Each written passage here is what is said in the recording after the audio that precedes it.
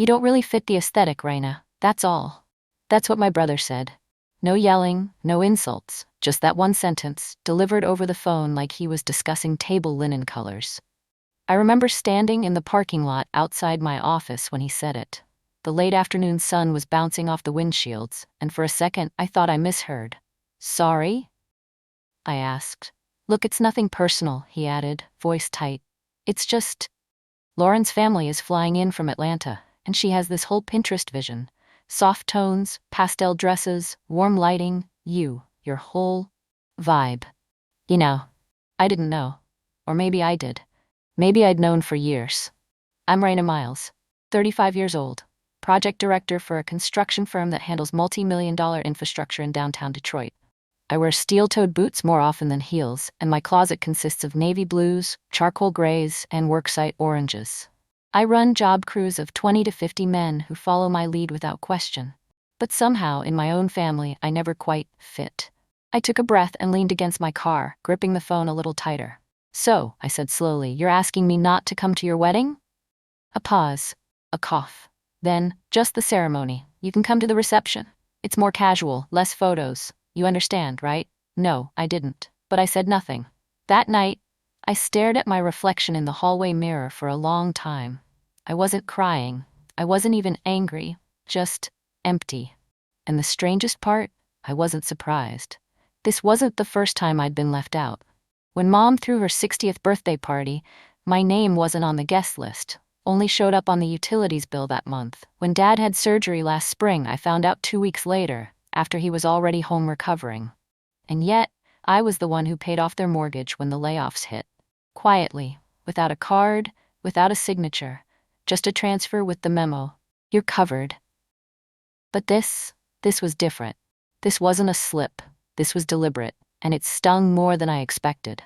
I opened my fridge, pulled out a bottle of sparkling water, and sat by the window with my old black notebook. I hadn't written in it for months. But tonight, the pages called me like an old friend. I wrote just one line, you don't fit the aesthetic. And below it, but I wasn't designed for decoration. You don't really fit the aesthetic, Raina, that's all. That line didn't leave me. It stayed, like the faint echo of a door that never quite shut. All weekend, it looped, quietly, persistently, under every task. When I washed the dishes, when I made my bed, when I walked past the mirror, it was there. And the worst part? It was even said with malice. That made it sting more. Because it meant he, my brother, the one I used to babysit, the one who once gave me a paper crown made of foil and said, "You're the real queen of this house," had truly stopped seeing me. Not as someone difficult, not as someone angry, just invisible. Saturday morning, I did what I always did when life bent a little too sharply. I worked. My apartment was quiet, just the low hum of the fridge and the tap of my fingers on the keyboard. Outside, Detroit was waking up slowly. Sunlight streamed through my living room window in bands, lighting up the floor like golden train tracks to nowhere. I opened my project dashboard, reviewed site reports, and reorganized crew scheduling. My staff, mostly men in their 40s and 50s, trusted me implicitly. Not because I barked orders, but because I didn't waste their time. They knew I showed up early, stayed late, and didn't flinch when permits got messy or unions started pushing back. They knew I'd once stood on scaffolding in the middle of a lightning storm to redirect materials during a critical delay. But my own family? They just thought I was too intense. Not very approachable. Always about work. You know how Raina is. When I was 12, I spent an entire summer helping Dad rebuild the back deck. Every Saturday, I'd wake up at 6:30 IM, lace up sneakers, and wait at the sliding glass door until he came out with coffee in hand. I held planks steady, read blueprints upside down, fetched nails, hammered boards. He used to smile at me then. Used to ruffle my hair and say, "You've got strong hands for a girl." That sentence had made me beam. Now it just echoed like a warning. By noon, I forced myself to take a walk. Just down the block. Stretch my legs. Clear my head. There was a florist on the corner I liked, not because I cared much for flowers, but because the owner never asked too many questions.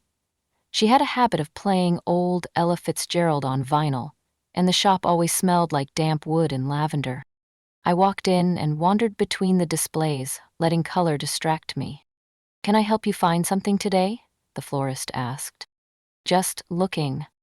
My eyes drifted to a small cluster of white calla lilies in a ceramic vase. Graceful, stark, quiet. I found myself staring. "Bridal bouquet," she said with a smile. "Elegant, right?" I smiled faintly, then walked away. Funny how even flowers reminded me of what I wasn't invited to. That night, I cooked dinner for one. Salmon, roasted carrots, a glass of red. I ate slowly, with the TV muted, watching city lights blink like Morse code out my window. And I didn't feel sorry for myself. I didn't even feel lonely. Just still. And in that stillness, something strange began to settle. A thought I hadn't let myself consider before. Maybe I was done trying to be welcome in rooms where I had to dim myself just to be tolerated. The next morning, I got up early again, brewed my coffee, opened my laptop. And that's when I saw it. Lauren Bennett? New name, same resume.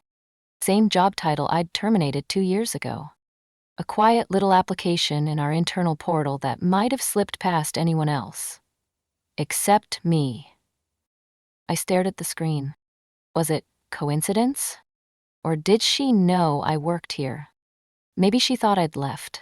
Maybe she assumed I wouldn't remember. But I did. Not because of her name, but because of her file. She was the one who'd signed off on falsified safety inspection reports at one of our high-rising builds. A junior staffer, likely under pressure. But pressure doesn't justify risking people's lives. I'd recommended termination after reviewing the internal report. My signature had closed the case. And now she was about to marry my baby brother. I didn't do anything with the file. Didn't report it. Didn't flag it. I just sat. My hands curled around the warm ceramic of my mug. My thoughts unraveled like thread in water. They don't know who I am. Not really. And maybe they never wanted to. To them, I'd always been the masculine one, the tough one, the one who didn't cry during movies or swoon over proposal stories, the one who fixed things, cars, pipes, family feuds, without being asked. But not soft enough. Not sweet enough. Not aesthetic. Around 2 p.m., I got a call from an old friend, Eva, a former co-worker who'd since moved to Seattle. "Rayanna," she said after our hellos, "you sound different." "Do I?" "Yeah, like someone who just stopped carrying a heavy bag without realizing it." I laughed, the kind of laugh that doesn't make noise but softens something inside you. "Maybe I did," I said. That evening, I opened an old folder tucked in the back of my closet. Memories from when I first joined the company. Photos from early site visits, crumpled notes from supervisors, a safety badge from my first day as assistant project lead. And there, at the bottom, a sticky note, in Devin's handwriting. "To my sister, the boss. One day the whole world's gonna see it. But I saw it first." I held it like a fragile truth. Because somehow, along the way, he'd forgotten. Or maybe I had. The wedding was scheduled for Saturday. I knew that not because anyone told me, but because the save the day card was still magnet pinned to my fridge. Funny how something so small, a rectangle of pastel pink and gold foil, could become both a warning sign and a reminder of absence. I hadn't taken it down, not out of sentiment, just out of inertia. That Friday, I was wrapping up a site visit at a new commercial build on the east side when a colleague approached me. "Hey Raina, quick note, tomorrow morning's walkthrough at the atrium still on?" Huh? I blinked. "What walkthrough?" "The wedding job. You're still listed as on-call operations supervisor for the weekend rotation, yeah?" My heart paused. The atrium? That was the venue. "Who's the client?" He pulled up his tablet, scrolled, then turned the screen toward me. "Client, Bennett Miles' wedding." Event lead, Lauren Bennett. I stared at the name, then smiled. Of course. Of course it would be my team handling her wedding. Of all the vendors in Detroit, of all the contractors and event coordinators, her planner had booked us. And I, by pure fate or someone's forgotten file, was still on the active operations lead list for weekend events at that venue. I let out a breath. Not a laugh, not a sigh, just breath. Like my body couldn't hold the irony anymore. That night, I didn't sleep much. I didn't plan an outfit, didn't prep a speech, didn't even rehearse how to carry myself. Because I wasn't going as anyone. I was going to do my job. Saturday morning came cloudy. The sky hung low and pale, like it hadn't made up its mind whether to rain or just sulk. I dressed in my usual navy utility pants, a black collared shirt with our company logo stitched on the chest, and a lightweight jacket. I tied my hair back, clipped on my ID badge, and slid my phone into the holster on my hip. By 9:00 IEM, I was standing at the side entrance of the atrium, clipboard in hand, reviewing the delivery schedule. My staff bustled quietly, chairs being rolled in, light rigs adjusted, floral arrangements lifted with care. It was a big event. Fancy, over-designed. But I'd seen fancier. I'd coordinated more difficult. This was easy? Around 10:30 a.m., I heard her voice. Soft, controlled, slightly shrill under pressure. "Excuse me, where are the extra candles? I asked for 60 cream, not 48.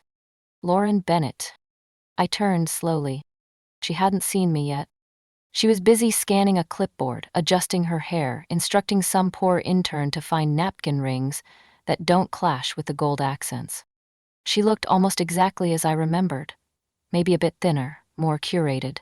But the expression was the same, the face of someone who needed everything to be perfect, not because it mattered, but because imperfection made her unravel. Then she looked up and froze. "Raina?" Her voice was so small I barely heard it. Her clipboard dropped just an inch. What are you doing here?" I tilted my head slightly, not smiling. "Morning, I'm with the operations team." A flicker of panic crossed her face. "You're running the venue?" "Overseeing the vendor logistics. You'll have 3 runners and 2 techs on standby. I'm here to make sure things flow." She swallowed. I could see her trying to decide if this was a nightmare or just an unfortunate glitch in her wedding simulation. "Does Devin know you're here?" "I doubt it." We stood in silence for a beat too long. Then I leaned forward, just slightly, and said, "Don't worry. I'm not here to cause drama. You've got enough to manage. Just let me know if the lighting needs adjusting or if catering falls behind." And I walked away. Not triumphant, not smug. Just whole. Because this wasn't about being seen anymore. It was about standing in my place, my real place. An hour later, Devin arrived. I caught sight of him from a distance, tugging at his cufflinks, laughing nervously with one of the groomsmen. He hadn't seen me yet. And I didn't plan to make that moment happen. Because I wasn't there for that. I wasn't there to reclaim a seat at the table. I was the one making sure the table didn't collapse. I stayed near the back most of the day, checking power units, cross-referencing delivery receipts, giving silent nods to staff when they passed inspection points. At one point, a guest accidentally walked into the service wing and saw me. "Oh, sorry," he said, then squinted. "Wait, are you Raina?" I looked at him. Didn't recognize him. "You're Devin's sister, right? From the pictures?" I nodded slowly. "Yes, I'm also the person making sure the champagne gets poured on time." He chuckled nervously. "Wow, small world." "Smaller than people think," I said. By 5:00 p.m., the ceremony began. I watched from the shadows of the service hall, arms folded, headset in my ear. They walked down the aisle to carefully curated music. They said vows they wrote under Pinterest inspiration boards. People cried, cameras flashed, and no one knew that the woman ensuring the lights didn't flicker, the microphones didn't crackle, and the power didn't trip was the one they'd chosen not to invite. I didn't rush to reply to Devin. I let the hours breathe first. Because I knew, once I heard his voice again, the part of me that still hoped for reconciliation would wake up. and I needed that part to stay asleep, just for a little longer. But eventually, I replied, "Sure, call when you're free." He did, same day. I watched his name blink on the screen for 5 long seconds before I picked up. "Hey." His voice was lower than usual, slower, not rehearsed like it normally was when he had something to explain. "Thanks for answering. You sounded like you needed to talk." A small silence passed between us, not tense, just unsure. "So," I said, "you found out?" "Yeah, this morning. I was surprised." "I didn't say me too." "I didn't say you should have known." I waited. "She told me she worked at some construction firm," he continued. "Didn't name it. Just said it ended badly. I never thought to ask more." "I'm guessing she didn't mention the safety reports." "No." I leaned my head back against the couch.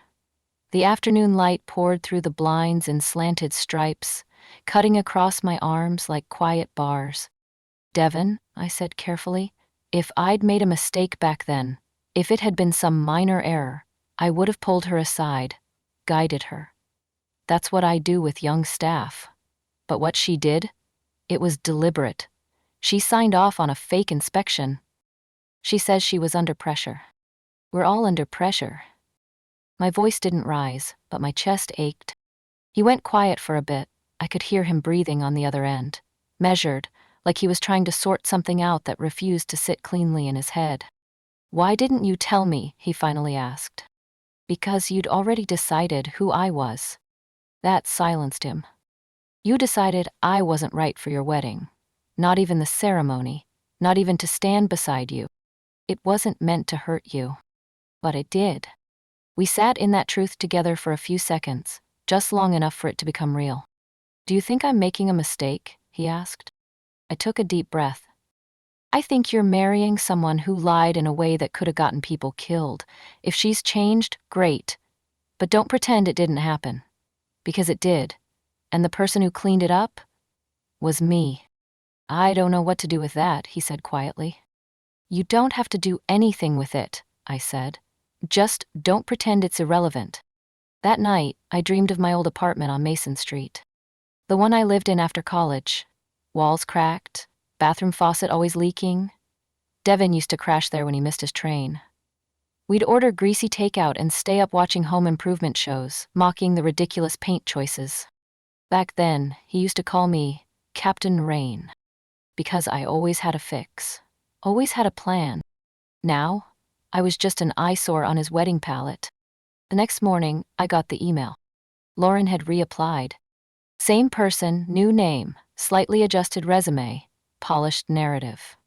Recommitted to professional growth. My name still sat at the bottom of her old termination form. I sat still. Did she know I worked here? Did she think I wouldn't catch it? Or did she think time erased truth? I considered forwarding the file to HR with a note. I considered calling her directly, but I didn't, because I'd learned something over the years. Some truths don't need confrontation. They just need time. They reveal themselves when they need to, and when they do, no one can unsee them. I closed the file. I had other things to do. Around noon, I took my lunch break at a small corner cafe, quiet, tucked between 2 hardware supply stores. No frills, just strong coffee and steady service. The barista recognized me. "The usual, Raina?" "Yes, please." He handed me my order with a smile, and I sat in my usual seat by the window. There's something strange about being seen clearly by strangers, but misunderstood by people who share your DNA. I stared out at the street, watching cars crawl through early spring traffic. Then my phone buzzed again. Another text? From Mom. "Honey, I heard from Devin. He said you two talked. I know things got a little tangled. I just want peace, that's all." Peace. The word made me pause. What they always wanted wasn't peace. What they wanted was quiet. A peace that cost my dignity, my presence, my honesty. I didn't reply. Instead, I typed one line in my notes app.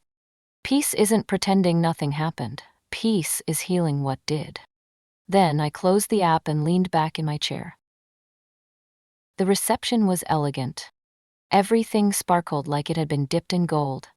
The wine glasses caught the candlelight. The soft string quartet played familiar, overpriced melodies. And the guests, well, they smiled with the ease of people who had no idea how many lies held the whole thing together.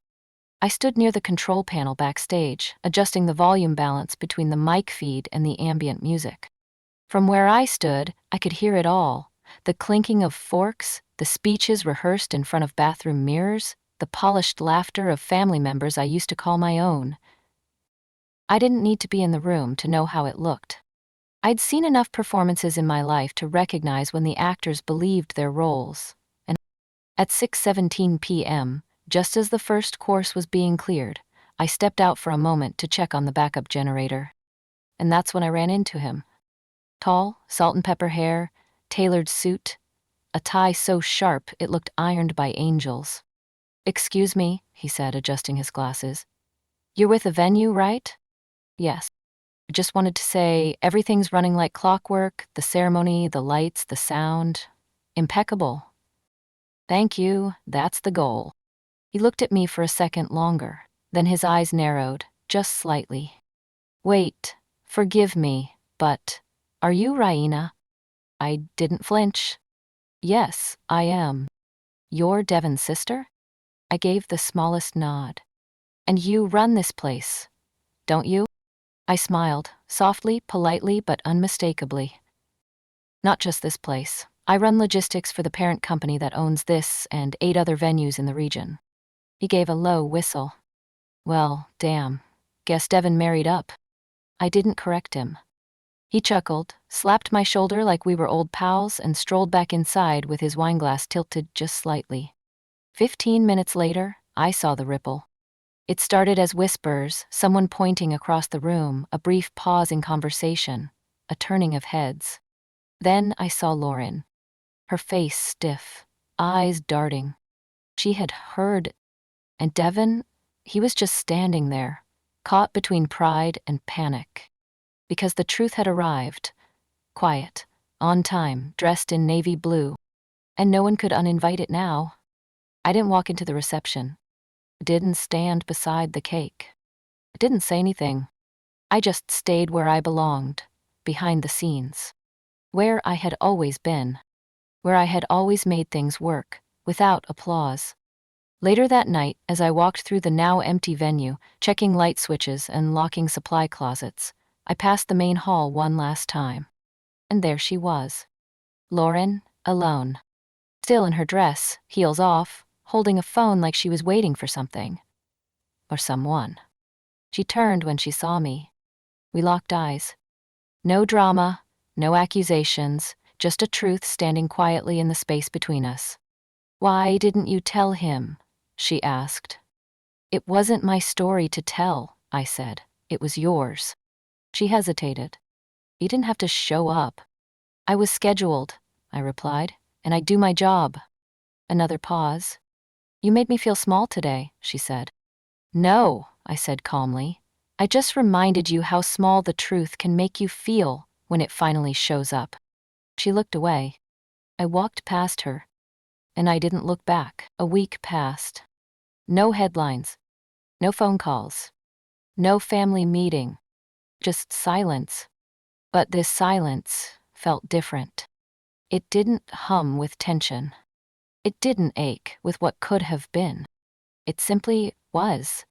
And for once, that was enough. On Sunday, I took my usual seat at the corner cafe. The same one I'd gone to during site deadlines, during winter storms, during mornings when I didn't want to go home. This time, I didn't bring my laptop. No emails, no spreadsheets. Just me and a latte. Outside, spring was trying to push through. The sun hadn't quite committed, the wind still nipped at the windows. But there were daffodils blooming in the flower box by the sidewalk. And I took that as a sign. My phone buzzed once. I didn't reach for it. It buzzed again, longer this time, then stopped. Eventually, curiosity got the better of me. I flicked the screen over. "Devon." A single message. "Can we talk?" I looked at it for a long time, then turned the phone face down again. Not in anger. not out of spite, but because I didn't need the words anymore. There was a time when I would have clung to that message. I scrolled back through our old photos, tried to decode the tone, rehearsed my reply in the mirror like it might save something. But now I just took a sip of my coffee and looked around. No one here knew what I had done last week. No one knew that the woman sitting alone with a quiet smile had just run an entire wedding her own family thought she shouldn't be seen at. And that was peace. Not a grand ending. Not fireworks. Just peace. The couple at the next table was laughing, something about their toddler throwing pasta on the floor. A man walked in with paint on his boots. A woman with a cane smiled as she opened the door for a teenager in a hoodie. Life didn't care about family hierarchies. It didn't care who wore the fancy dress or who got applause at the toast. It moved forward, and so would I. I finished my coffee slowly, tipped the barista extra, picked up my phone but didn't open it. I just slid it into my pocket, and as I stepped outside into the half-spring air, I realized something. I wasn't alone. I was just finally free.